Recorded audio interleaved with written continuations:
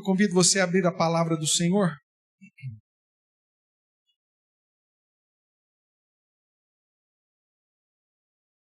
Na carta do apóstolo Paulo escrita aos Gálatas, texto que nós temos estudado já há algumas semanas. E hoje chegamos aqui no capítulo 4, a partir do verso 8.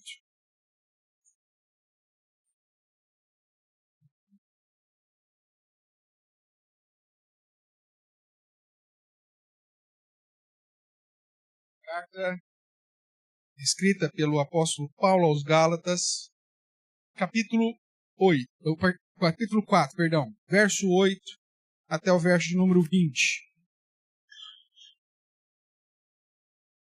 Eu vou ler, os irmãos acompanham a leitura que farei dos versos sagrados, que nos diz assim, Gálatas capítulo 4, verso 8.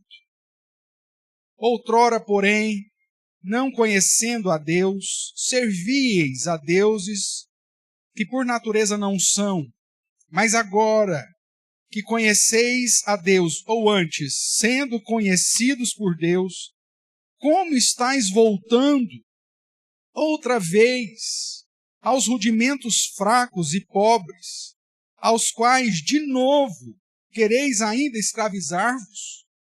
Guardais dias e meses e tempos e anos. Receio de vós, tenha eu trabalhado em vão para convosco. Sede qual eu sou, pois também eu sou como vós. Irmãos, assim vos suplico, e nada me ofendestes, e vós sabeis que vos preguei o evangelho a primeira vez por causa de uma enfermidade física, e posto que minha enfermidade na carne vos foi uma tentação, contudo, não me revelastes desprezo nem desgosto, antes me recebestes como anjo de Deus, como o próprio Cristo Jesus, que é feito, pois, da vossa exultação, pois vos dou testemunho de que se fosse possível, ou se possível fora, terias arrancado os próprios olhos para nos dar. Tornei-me, porventura, vosso inimigo, por vos dizer a verdade? Os que vos obsequiam não fazem sinceramente, mas querem afastar-vos de mim, para que o vosso zelo seja em favor deles. É bom ser sempre zeloso pelo bem, e não apenas quando estou presente convosco. Meus filhos, por quem de novo sofro as dores de parto, até ser Cristo formado em vós. Pudera eu estar presente agora convosco e falar-vos em outro tom de voz, porque me vejo perplexo a vosso respeito. Até aqui, oremos. Pai querido, nós bendizemos o teu santo nome pela tua palavra, que revela da tua verdade, da tua vontade, da tua ação, do teu poder, mas que também revela a respeito dos perigos que como igreja sofremos. Também revela, através do registro dos primeiros cristãos, da luta que eles tiveram, que são as mesmas lutas que ainda passamos. E que muitas vezes nos preocupamos mais com as questões do nosso dia a dia do que na preservação da nossa fé. Oh Deus, nos ajude. Nos ajude a viver um cristianismo autêntico, verdadeiro, que não produza escândalo, que não despreze os teus feitos e que muito menos gere perplexidade por conta daquilo que estamos fazendo ou deixando de fazer. Pai, fale ao nosso coração nesta noite e que o Senhor cative a nossa mente, os nossos ouvidos, a tua palavra e a tua verdade, para que saiamos daqui edificados e desejosos de estar mais e mais na Tua presença, crescendo em conhecimento, crescendo em graça e ao mesmo tempo, ó Deus, em comunhão contigo. Fique conosco, use-me apesar de mim mesmo, fale ao meu coração, ao coração dos meus irmãos, para a Tua glória e para o nosso próprio bem. É o que nós clamamos em nome de Jesus Cristo. Amém. Amém, queridos. Irmãos, a carta aos Gálatas, apesar de cheia de confrontação, como nós já temos estudado até aqui, cheia de duras palavras e até mesmo de condenação dos atos que eles estavam praticando, é, na verdade, uma expressão do amor pelos crentes e pela Igreja de Deus. Você que tem nos acompanhado desde o início sabe que a carta que foi escrita para a região chamada da Galácia, onde muito provavelmente haviam ali um grupo de galeses que haviam se estabelecido naquela região que é hoje a Turquia, e eles receberam a palavra do Senhor através do ministério do apóstolo Paulo, mas logo depois, com o aparecimento de falsos apóstolos e falsos cristãos, esse evangelho começou a ser perturbado. Essa é a expressão que o apóstolo Paulo vai usar aqui no capítulo 1. No verso 7 ele diz, no 6 e 7 ele diz: admira-me que estáis passando tão depressa daquele que vos chamou na graça de Cristo para outro evangelho, o qual não é outro, senão que há alguns que vos perturbam e querem perverter o evangelho de Cristo. Portanto, o objetivo da carta aos Gálatas é chamar a atenção dos crentes daquela região para que eles perseverassem no evangelho da graça de Deus, revelada mediante a própria revelação de Jesus Cristo. Evangelho esses que eles estavam desprezando, porque haviam surgido os falsos, ou homens que estavam ali perturbando e pervertendo o evangelho de Cristo, principalmente exigindo a prática da lei cerimonial para se alcançar a salvação. Então, esses falsos mestres se aproveitaram do fato dos gentios terem abraçado a fé, deixado os seus deuses, os seus falsos deuses, e aí começam a aplicar sobre eles algumas práticas lá do Antigo Testamento que já foram supridas e realizadas pelo ministério terreno de Jesus. Toda a carta vai se desenrolar nesse contexto. E Paulo não é suave nas suas palavras, ao ponto de desejar que tais homens que estavam pervertendo o evangelho, exigindo a prática da circuncisão, se mutilassem ou mutilassem aqueles que estavam querendo ter esse tipo de prática como mecanismo para a salvação. Então, essas palavras duras, essa confrontação e essa mesma condenação de Paulo deve ser entendida não como uma afronta do apóstolo, mas ao mesmo tempo com uma ação zelosa, amorosa, para tentar resgatar a vida daqueles crentes que ele chama aqui no capítulo 4 de meus filhos, pelos quais ele também declara que tinha parido espiritualmente. Ele tinha gerado e dado à luz espiritualmente e que agora estavam abraçando outros ensinos. Portanto, nós vemos Paulo no capítulo 2, ou no final do capítulo 1, e depois no capítulo 2, usando o próprio exemplo, o seu testemunho pessoal, para mostrar todo o processo que o verdadeiro evangelho fez na vida dele. a transformação, fazendo dele de um perseguidor a um pregador do Evangelho. O capítulo 1 ainda, o verso 23, vai dizer, ouviam somente dizer,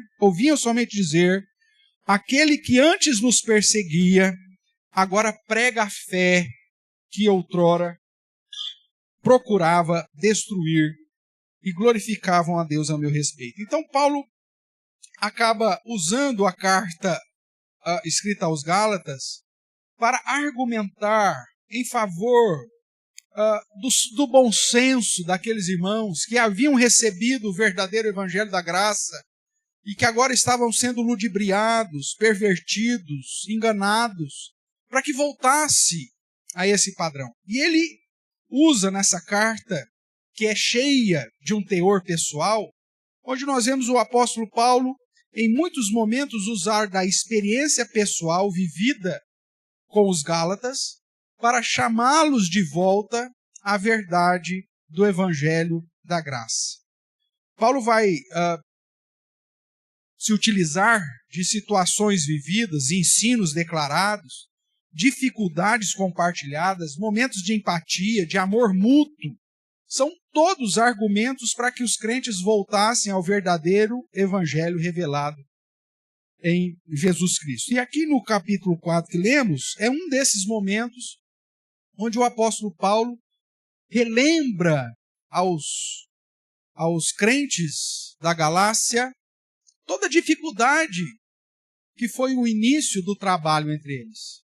Não só a dificuldade pessoal de Paulo, que se declara aqui que foi pregar o evangelho enfermo, e muito provavelmente, né, nós temos uma inclinação de imaginar que ele tinha algum problema sério nas vistas, porque ele cita aqui, inclusive, a empatia da igreja, daqueles primeiros crentes, que se fosse possível, tiraria os próprios olhos para dar a Paulo.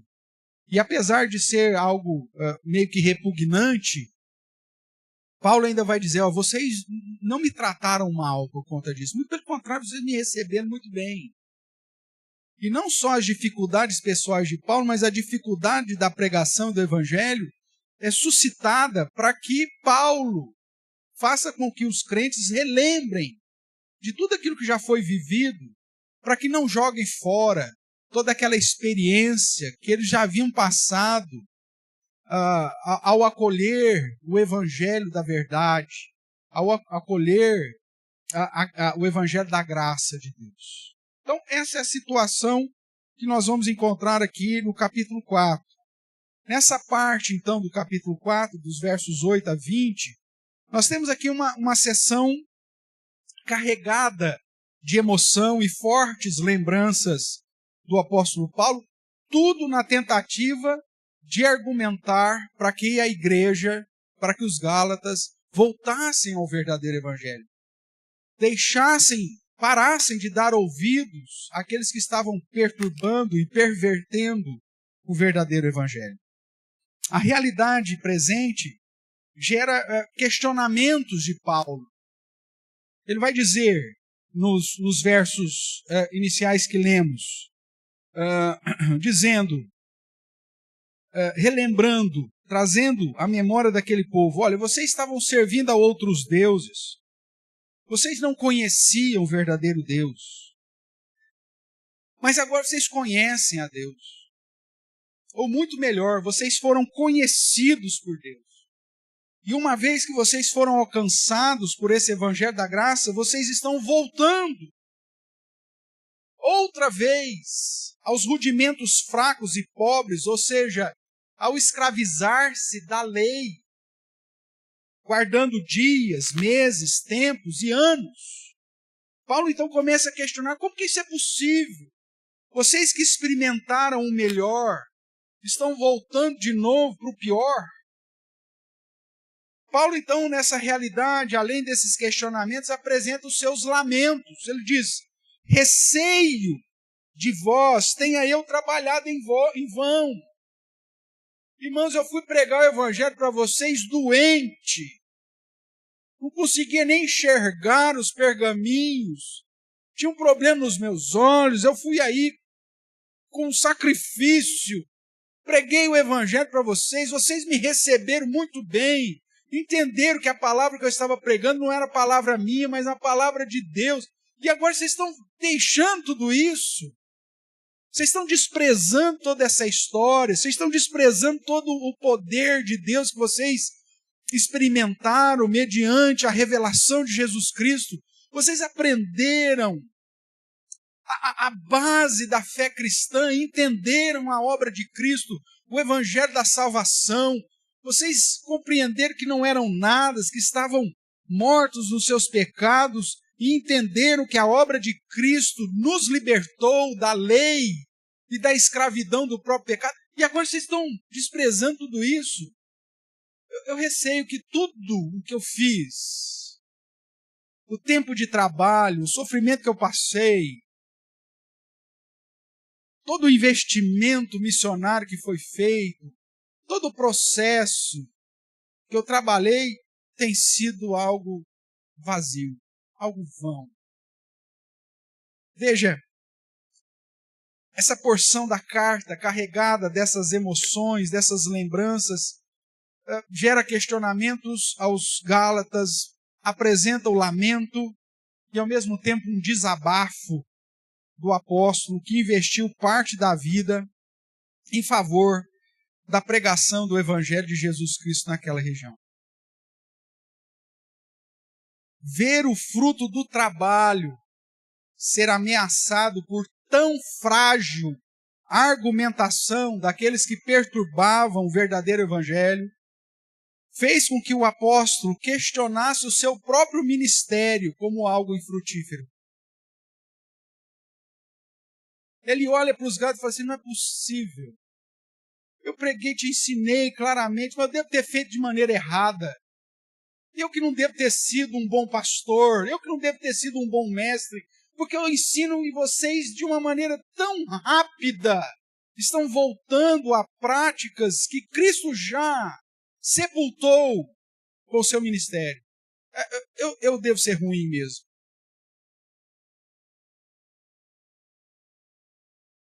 É lógico, eu não me comparo com o apóstolo Paulo em momento nenhum, mas esse é um sentimento comum aos pastores muitas vezes. E me permita tirar um pouco desse peso que as palavras iniciais do sermão traz, né?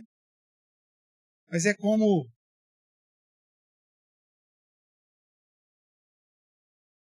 alguns dias depois de dar um sermão e você pergunta sobre o aio.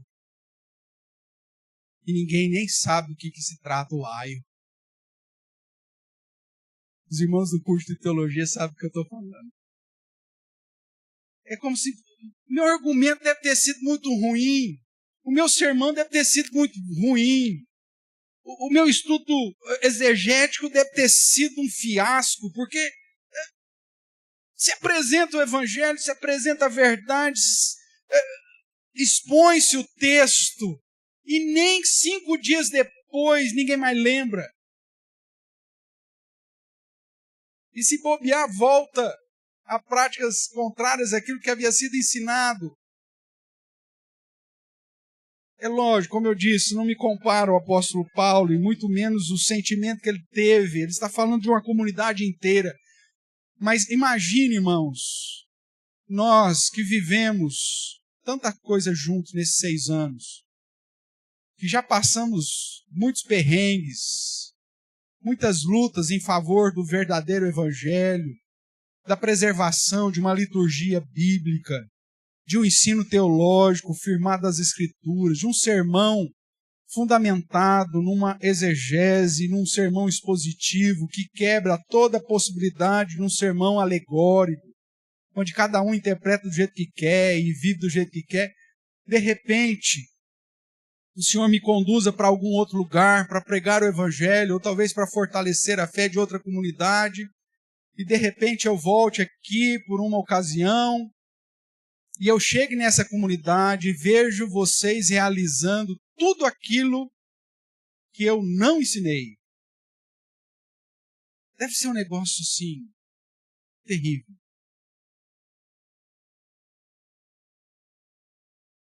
Já vivi isso.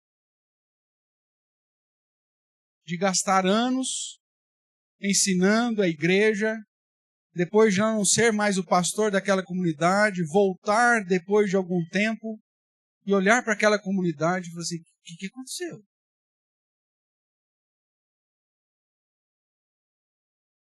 O que vocês estão praticando dessa forma? Por que vocês estão acrescentando esse tipo de coisa no culto? Não foi assim que eu ensinei. Agora imagine Paulo. Esses homens estavam simplesmente negligenciando a verdade do Evangelho, a obra de Cristo, a suficiência da obra de Cristo para voltar a práticas escravizantes, guardando dias, meses, tempos e anos. Ciente dessa situação e até tendo trazido à sua mente uma possibilidade de compreender o sentimento do apóstolo Paulo, nesse contexto, o próprio apóstolo, então, num tom bastante pessoal, ele vai falar nesses versos sobre o seu lamento. O lamento de um pastor. Alguns versos fundamentam isso. O verso 11 diz: receio de vós tenha eu trabalhado em vão para convosco. O verso 20 também fundamenta isso. Pudera eu estar presente agora convosco e vos falar em outro tom, porque me vejo perplexo a vosso respeito. Eu falo, não estou acreditando naquilo que eu estou recebendo de informações a respeito de vocês. Não é possível que vocês estão voltando para os rudimentos fracos e pobres daquilo que Cristo já sepultou. Eu não posso acreditar num negócio desse. Esse era o sentimento. E às vezes isso não acontece com a igreja, mas às vezes acontece com indivíduos. Irmãos, vocês sabem que um dos meus ministérios é formação de liderança, e durante esses 25 anos de ordenado e 30 anos de ministério, o Senhor me deu a oportunidade de investir na formação de muita gente. Alguns têm aí servido ao Senhor de uma maneira a glorificar o nome do Senhor e a servir de motivação para que a gente avance no trabalho que o Senhor nos tem confiado. Mas quantos líderes que nós tivemos a oportunidade de ensinar, de discipular, de trabalhar, e que você olha para eles e fala assim, eu me envergonho de um dia ter sido seu pastor.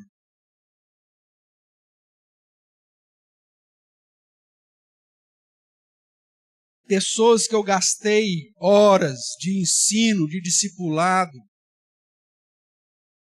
tempo de oração, de súplica, de clamor pela vida do miserável, e que de repente não estão mais no nosso convívio, e aí você recebe a notícia, o fulano agora voltou com uma prática de uma religião dessas qualquer.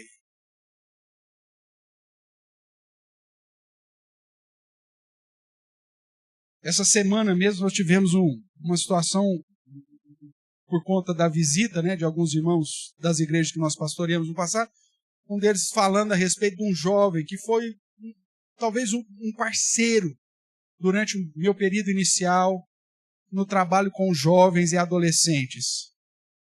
E aí foi passada a informação que ele abandonou a fé, foi para as religiões de matrizes africanas, se tornou homossexual e morreu recentemente com AIDS.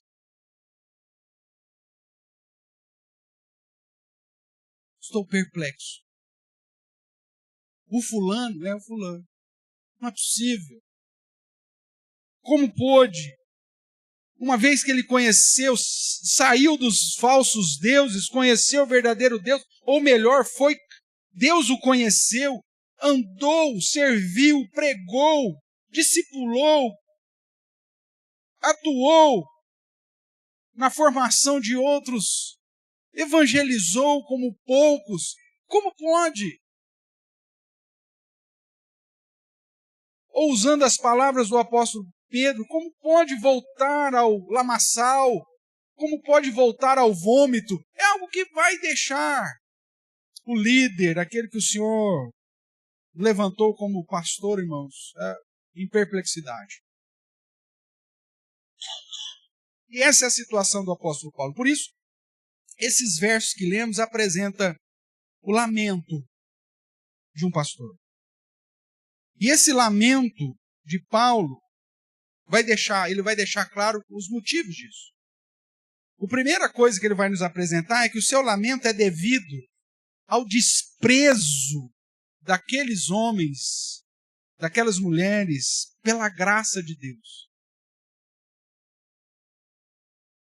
Um evangelho que nós, como nós já vimos, nos liberta da condenação do pecado, que nos livra da escravidão que a própria lei cerimonial imputava sobre nós, exigindo cerimônias, holocaustos, guardas de dias, de festas, de um número exorbitante de ofertas que deveriam ser apresentadas no templo de Jerusalém, ou seja, algo extremamente complexo e pesado, que exigia cada família ir pelo menos 3 vezes por ano até Jerusalém, levar holocaustos, ofertas pacíficas, fruto da sua própria terra, algo extremamente complicado, complexo, que era pesado, difícil de seguir, difícil de obedecer. E aí Cristo vem, nos livra de tudo isso, derrama da sua graça, dizendo: vinde a mim, o meu fardo é leve. Eu não coloco peso sobre vocês, simplesmente arrependei-vos e crede. E aí as pessoas falam: não, eu quero ter uma vida mais difícil. Eu não quero a graça do Senhor. E o lamento do apóstolo Paulo é justamente esse. A igreja da Galácia, os Gálatas, estavam desprezando a graça de Deus. Paulo vai dizer: sendo conhecidos por Deus, como estáis voltando? E aqui eu quero chamar a sua atenção para um estudo que nós já fizemos há algum tempo, que é sobre o verbo conhecer, em especial no Novo Testamento. Quando nós vemos o verbo conhecer nas Escrituras, nós não podemos nos esquecer do peso que esse verbo traz, no chamado hebraísmo, vindo do Antigo Testamento para o Novo. Conhecer é muito mais do que um conhecimento ou de uma ciência. Fiquei sabendo quem é. Mas, segundo as Escrituras, refere-se ao amor íntimo, promovido pela escolha em amar. Quando esse verbo conhecer é utilizado em relação ao homem e à mulher, você tem o exemplo de Mateus capítulo 1, verso 25, que diz que o anjo, falando com José em sonho, para que não abandonasse Maria, sua noiva, porque ela estava grávida pela ação do Espírito Santo. Diz o texto em Mateus 1,25 que José, despertado do sono, recebeu Maria como sua esposa, porém não a conheceu. Não teve intimidade com ela. É esse o eufemismo usado pelo verbo. Verbo conhecer na Bíblia, no Novo Testamento, quando refere-se um homem e a mulher, tratam dessa intimidade. Mas quando refere-se a Deus com o homem, trata-se de um amor salvífico. É por isso que também no próprio texto de Mateus capítulo 7, 23, o Senhor Jesus, falando do juízo, ele vai dizer: naquele dia, muitos vão chegar para mim e falar: Senhor, Senhor, fiz isso, aquilo outro, em teu nome.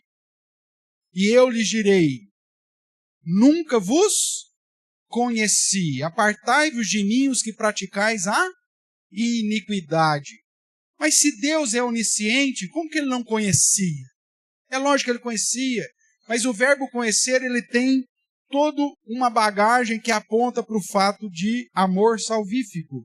O que Jesus está falando em Mateus capítulo 7, 23, ele Mesmo aqueles que vão chegar para ela, eu fui membro da igreja, fui presbítero, fui pastor, fiz aquilo outro. Ele diz, eu nunca te amei para salvar, porque você praticava a iniquidade. Então, conhecer na Bíblia traz essa ideia de amor salvífico. Por isso que em Romanos, capítulo 8, verso 28 a 30, vai nos dizer que aquele que Deus conheceu de antemão, e não é uma presciência, não é um conhecimento anterior, mas é o termo conhecer, é o verbo gnosco do grego, que vem com a bagagem do verbo yad do hebraico, que é um conhecimento íntimo.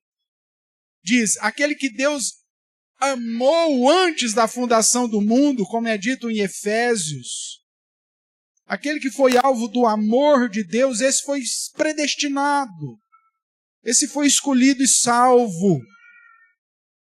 Logo, irmãos, quando Paulo usa esse argumento aqui em Gálatas, dizendo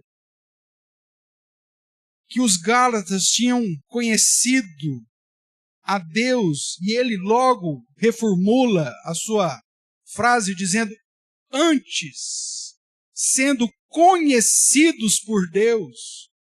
O questionamento, o lamento dele é esse, uma vez que você foi amado por Deus, ao ponto de enviar Cristo e aplicar sobre a sua vida a verdade do Evangelho, como você pode desprezar essa graça? Como você pode desprezar esse amor? Como você pode pensar que o fato de guardar determinada lei é que vai garantir a sua salvação, desprezando o amor salvífico do Salvador? Esse é o lamento de Paulo. Eu tive, dentro dessa caminhada ministerial, oportunidade de trabalhar com um jovem prodígio, que aprendeu e assimilou as doutrinas da graça com uma facilidade tremenda, que se tornou um defensor do Evangelho do Senhor Jesus Cristo dentro da perspectiva das bandeiras da reforma protestante e do padrão sistematizado pela fé que conhecemos como fé calvinista. Pregava na universidade, evangelizava os seus colegas, seus professores. Fez um ótimo trabalho. E aí, com o passar dos anos, acabou se formando na universidade, foi embora, nós mudamos. E recentemente recebemos a informação que ele abandonou a fé, a graça,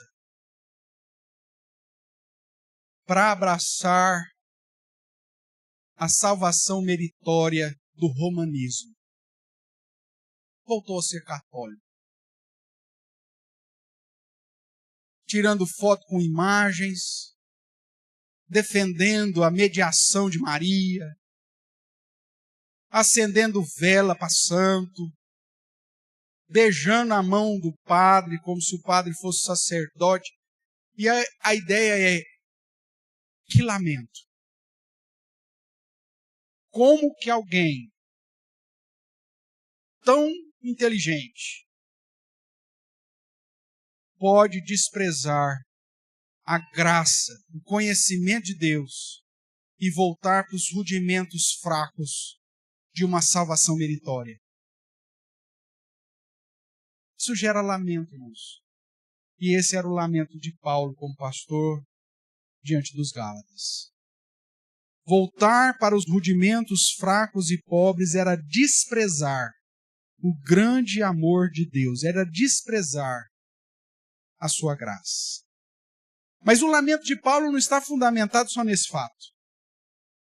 Nós vemos que o lamento desse pastor não está fundamentado apenas no desprezo da graça de Deus, mas também esse lamento do pastor é uma consequência do desprezo daquela comunidade ao seu trabalho missionário.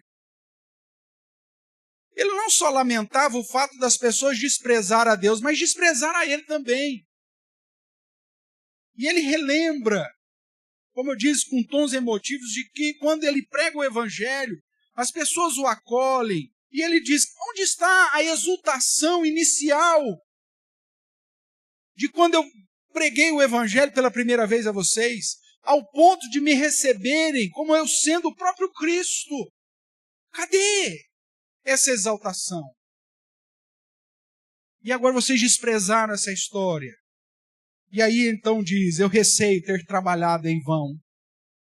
Eu receio que o meu trabalho foi frágil. Paulo relembra o início do trabalho missionário entre os Gálatas, quando ele fala da recepção calorosa e fraternal que aquela comunidade havia demonstrado. Ele relembra o início do seu trabalho, falando da ação missionária apesar da sua enfermidade física. Ele relembra da empatia que os Gálatas demonstraram pela situação da sua enfermidade, se colocando à disposição, se fosse possível, inclusive, fazer um transplante de olho. Paulo relembra da exultação daqueles crentes pelo Evangelho de Cristo e que agora estava sendo rapidamente, tão depressa, como ele diz no capítulo 1, sendo deixado para trás. Tudo isso estava sendo deixado para trás. Todo o empenho, o ardor missionário estava sendo desprezado como se fosse nada.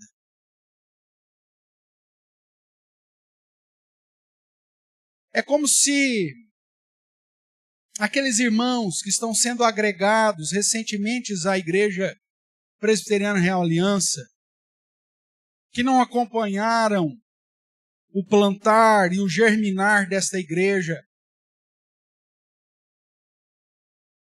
a luta para que hoje você estivesse sentado onde você está, num ambiente climatizado como está, com conforto, com pessoas envolvidas no ministério como estão, com divisão da escola dominical e com ministérios específicos para cada necessidade da igreja. É como se esses que chegassem agora e que não conhecessem todo o labutar que a comunidade aqui fez, começassem a olhar para essa igreja e falar, não vou pensar, não, vamos fechar esse negócio. É como se aqueles que estivessem recebendo o bastão nessa corrida para assumir determinados ministérios, sociedades internas, departamentos da igreja, e que não viram a luta e todo o processo que muitas pessoas, em lágrimas, em suor e até mesmo sangue, colocaram para que as coisas funcionassem e de repente, vamos acabar com isso. É como se amanhã depois, por uma série de situações possíveis, assuma o púlpito dessa igreja algum pastor leviano que está preocupado mais com seu próprio umbigo, com seu bem-estar, começasse a desprezar todos os dons e ministérios que o Senhor tem levantado nessa igreja e estivesse aqui tão somente para sugar das ovelhas as benesses que porventura elas possam lhe oferecer. E as pessoas olhassem para essa situação e falassem, é assim mesmo. Porque desprezaram toda a história, todo o começo, todo o calo no joelho, toda a lágrima vertida, toda a alergia assimilada enquanto limpávamos os dejetos dos pombos que aqui viviam. É como se alguém desprezasse tudo que foi feito, que não considerasse o labutar de você que está aqui desde o início, ou que simplesmente olhasse para aquilo que nós fizemos juntos e ainda falasse, nossa, mas não ficou bom, né? Esse era o lamento de Paulo, porque as pessoas estavam desprezando o trabalho missionário que ele havia feito. Ele foi para lá doente, irmãos. Ele se entregou àquela comunidade. Ele se empenhou totalmente. Ele abriu mão de premissas e de direitos que tinha como apóstolo e como servo do Senhor para abençoar aquela igreja, aquela comunidade, aquela região, e de repente eles estavam desprezando todo o ardor missionário que ali foi imputado. Estavam deixando tudo para trás. Estavam desprezando tudo que foi feito, como se fosse nada. Isso gera o lamento de um pastor. Desprezar todo o trabalho que já foi feito. É por isso que Paulo apresenta a sua perplexidade. Mas não apenas isso. O último ponto do meu sermão dessa noite, irmãos, que trata do lamento de um pastor, é que esse lamento não está simplesmente pautado no fato daquela igreja desprezar a graça de Deus, não só no fato daquela igreja desprezar todo o investimento e a dor missionário que ali foi gasto, mas o lamento do pastor, ou o lamento de Paulo, é motivado pelo desprezo que aquele povo estava tendo a respeito do ensino e da própria verdade. Quando ele expressa, porque me vejo perplexo a vosso respeito. E essa perplexidade dele é fundamentada no fato de que eles não estavam sendo zelosos com a verdade de Cristo. Paulo não conseguia entender como os gálatas estavam sendo tão volúveis em relação à fé e à prática cristã. Eles estavam deixando a verdade ouvida e o zelo da prática cristã movida por argumentações fracas e pobres. E por um zelo pautado em pessoas. E não tem como eu não me lembrar. Para os gálatas, o que eles estavam preocupados era estar bem com aqueles falsos líderes. Paulo vai dizer no verso 17, os que vos ludibriam, os que vos atraem, os que vos obsequiam, não fazem sinceramente, mas querem afastar-vos de mim, para que o vosso zelo seja em favor de quem? Deles.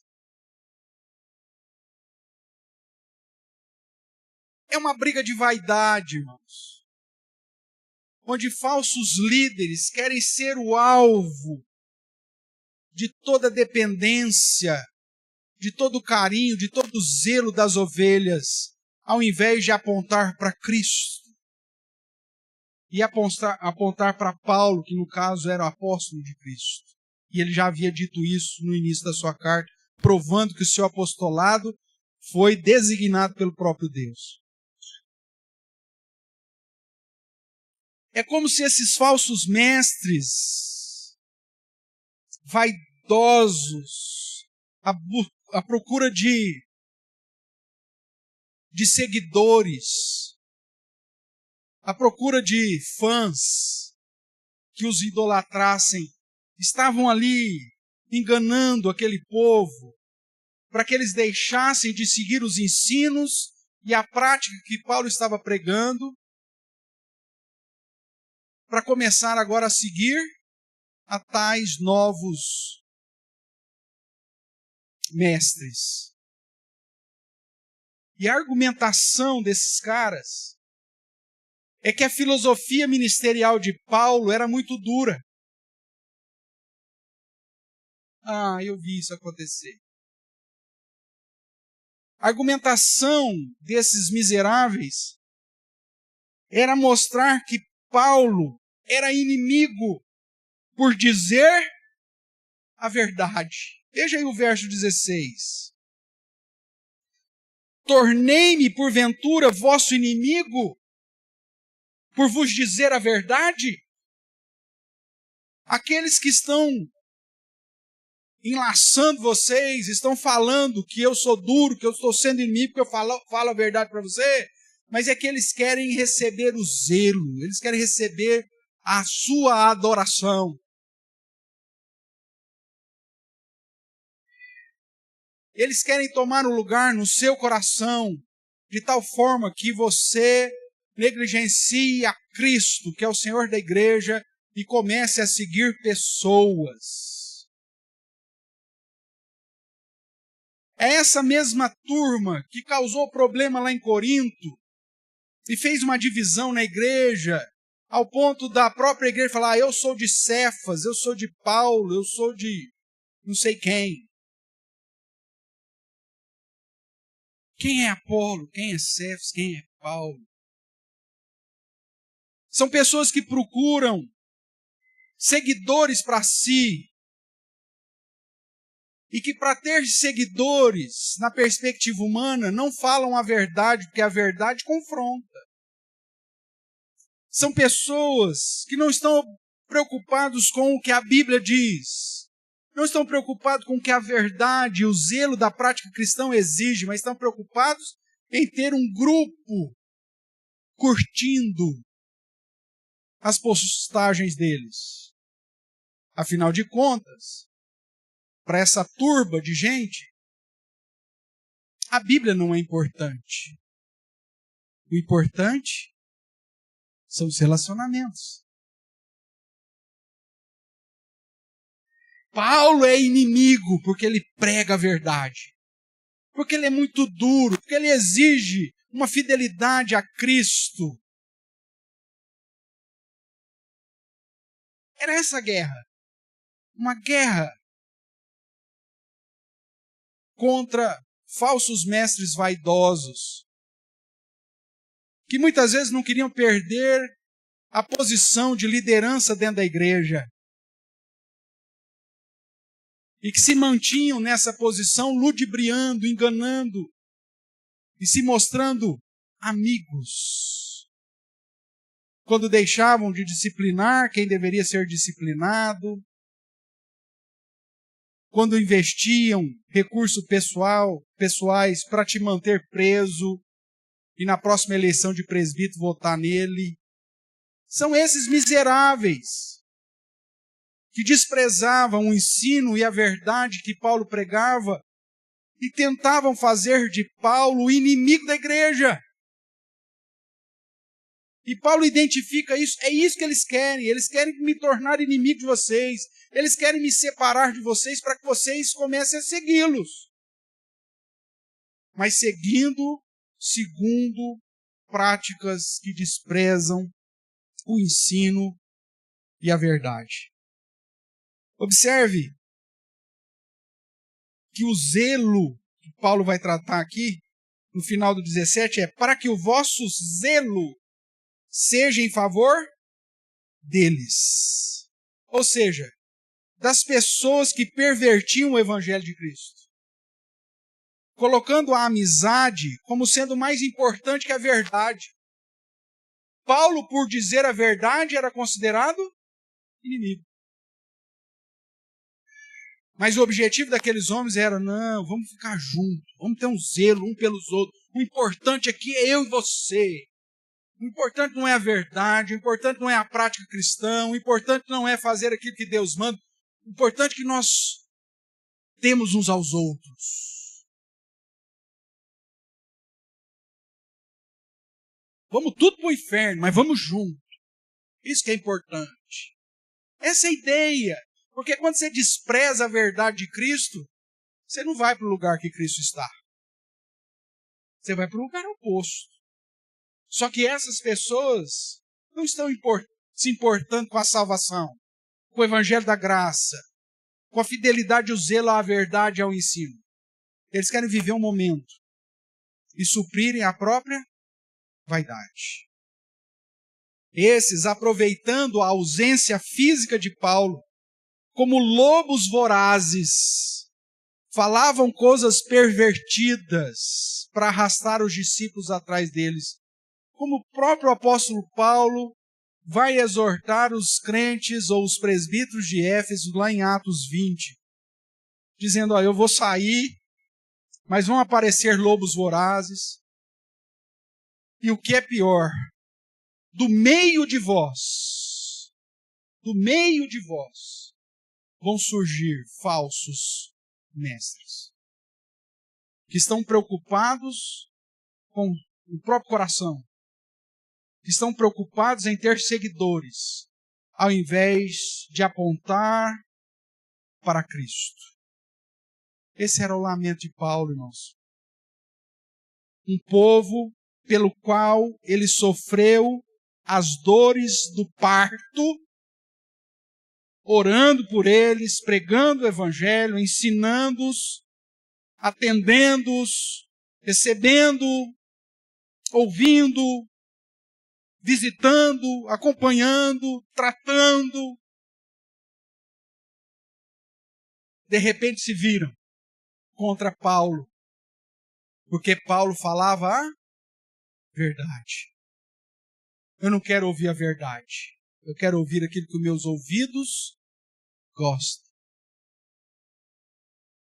Esse era o lamento de Paulo. Concluindo, o lamento de um pastor é manifestado no primeiro documento cristão, deixando claro que todo o ardor e fervor missionário inicial não exclui a necessidade de uma manutenção constante e permanente do verdadeiro ensino da revelação de Jesus Cristo. O ministério de docência da igreja, irmãos, é um ministério que precisa ser mantido com toda fidelidade. Uma igreja, para se manter fiel ao Senhor, precisa de um pastor, um docente piedoso, bem preparado, conhecedor das doutrinas, mestre para ensinar, para tirar as dúvidas, para apontar o verdadeiro caminho. Não um miquinho de circo, não um cara carismático, não alguém que simplesmente parece ser boa pinta, mas que não tem nenhum compromisso com o Evangelho de Cristo. Esses estão preocupados simplesmente com o zelo para com a própria pessoa. O ministério do ensino da igreja precisa de pastores isentos, de rabo preso com a comunidade, pautado num testemunho fiel e verdadeiro, de justiça, de luta por aquilo que é certo, mesmo que gere problema, para que mantenha a autoridade pastoral para chamar a atenção de quem quer que seja a qualquer momento. E que não seja repreensível. Isso mostra a necessidade. O lamento de Paulo, no primeiro documento cristão registrado, demonstra essa necessidade de que o cuidado para com o pastor, para com o ensino, para com o testemunho, com a postura dele, e que o ensino constante da igreja não seja negligenciado. E é nesse sentido, irmãos, que os estudos de quarta-feira, a escola bíblica dominical, os cursos a mais que a docência da igreja tem apresentado e aplicado sobre a comunidade não pode ser desprezada. Porque quanto mais longe você fica da verdade, mais perto você fica daqueles que querem te levar para longe do verdadeiro evangelho. A região que inicialmente recebeu com dedicação o evangelho não ficou isenta das investidas dos falsos ensinos, dos falsos mestres e dos erros teológicos. Não é porque a Igreja Presbiteriana Reformada de Araraquara, a atual Igreja Presbiteriana Real Aliança, que começa com um projeto firmado em doutrinas bíblicas do Evangelho da Graça de Deus, e que tem ensinado, labutado, preparado, discipulado, evangelizado, formado uma liderança dentro do padrão confessional da Igreja Presbiteriana do Brasil, litúrgica e da fidelidade escriturística. Não é porque ela começou dessa forma que ela está isenta, irmãos, de ser alvo de falsos ensinos e de falsos mestres no futuro, ou até mesmo no presente. Pessoas que se levantam para simplesmente saciar a sua própria vaidade, que apontam o dedo um para os outros, dizendo: eu sou mais espiritual que você. A minha liturgia agrada o Espírito Santo, a sua não. É esse tipo de gente, irmãos, que suscita dentro da igreja e que não ama a verdadeira igreja e muito menos o Senhor dela, porque estão atrás dos próprios umbigos, de satisfazer os próprios ventres de uma vaidade miserável que despreza o novo na fé para exaltar a imbecilidade de alguém que aprendeu o evangelho há 5 anos atrás. É desse tipo de gente que a igreja tem que tomar cuidado, porque elas vão minando as estruturas na qual a igreja tem sido fundamentada. E que se não tomar cuidado, rapidamente vão dizer: olha, ele fala a verdade, por isso é seu inimigo. O lamento do pastor Paulo, pelo fato da igreja ou dos Gálatas desprezarem a graça de Deus, o trabalho missionário e o ensino e a verdade, irmãos, é uma advertência para nós como igreja hoje. Porque mesmo que sejamos uma comunidade que tem sido fundamentada nas bases corretas, isso não nos isenta de sofrermos ataques externos e internos. Isso aponta para a nossa própria vida cristã.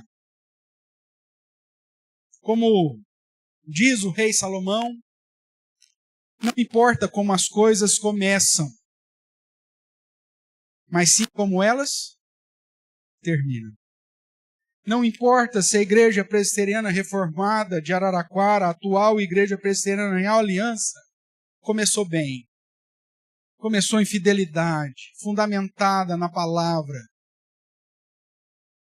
nos princípios de liturgia pautados na confissão de fé e nos próprios textos sagrados. Não importa se ela começou bem. O que importa, irmãos, é quando Jesus voltar e como a Igreja Presbiteriana Real Aliança vai ser encontrada. E se você estiver lá, como você vai ser encontrado? Por isso a responsabilidade da manutenção de uma igreja fiel, verdadeira, zelosa, com o evangelho da graça do Senhor, começa contigo. E toda vez que você negligencia um culto, você negligencia um estudo, você negligencia um momento de aprendizado da palavra do Senhor, você está enfraquecendo a si mesmo e a comunidade, deixando ela frágil e propensa aos ataques desses lobos vorazes, que sorrateiramente, de casa em casa, vão minando a verdadeira fé. Falei que a igreja precisa de um pastor forte, mas também precisa de membros fortes. Fundamentados, conhecedores da verdade, zelosos na prática do bem, na fidelidade ao Senhor, para que o lamento de Paulo não se torne um lamento da nossa comunidade. O próprio Jesus disse: aquele que perseverar até o fim, esse será salvo. Veja, não importa como as coisas começam. Aquele jovem que citei há pouco, que começou como um jovem prodígio, alguém que eu falei: puxa vida, esse menino vai ser um líder fantástico na igreja. Esse garoto vai ser um presbítero de renome, quiçá um pastor no futuro, alguém que vai sustentar a igreja com o conhecimento teológico que ele tem recebido com tão pouca idade, se transformou, irmãos, num lamento.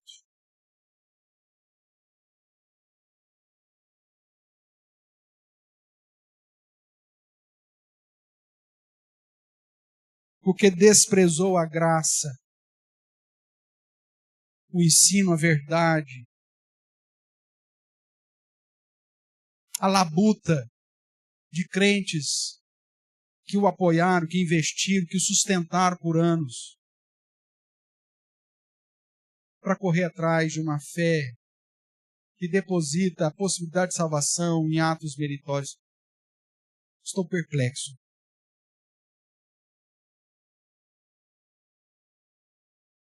Isso é lamentável. É triste chegar à conclusão de que o trabalho foi em vão. Mas essa é a possibilidade, irmãos. Por isso você tem que cuidar de você mesmo, da sua fé. Em Apocalipse, nos é dito pelo Mestre: ser fiel até a morte, e dar-te-ei a coroa da vida. Veja, não é como as coisas começam, é como as coisas terminam. Não importa se você foi um excelente crente até ontem. Se amanhã você desprezar a verdade, a graça, o ardor missionário, o que vai contar é o fim. O verdadeiro crente é aquele que, segundo o apóstolo Pedro descreve, como aquele que cresce na graça e no conhecimento do nosso Senhor Jesus Cristo. E esse crescimento não para. Desprezar a graça, desprezar o evangelho, desprezar o ensino, desprezar o zelo da prática cristã, é desprezar o próprio Deus. É desprezar o amor de Deus, é desprezar a liberdade que a obra de Cristo nos garantiu. É desprezar o próprio Jesus. Infelizmente, muitos que ouviram a verdade, amando mais os homens e a este século, voltaram para a escravidão. Cuidado. O Evangelho diz que durante o ministério terreno de Jesus, muitos judeus creram nele. Mas por temerem os fariseus e por amarem as suas posições, se calaram.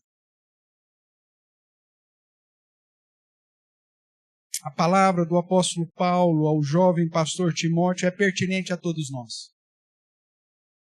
Cuida de ti mesmo e da doutrina. Porque é isso que vai nos preservar, irmãos. Na graça, no zelo, no amor, no trabalho, no serviço, na adoração fiel e verdadeira ao nosso Deus. Que Ele tenha misericórdia de nós. Para que esse lamento sirva apenas de exortação e nunca se torne uma realidade na vida desta igreja. Amém?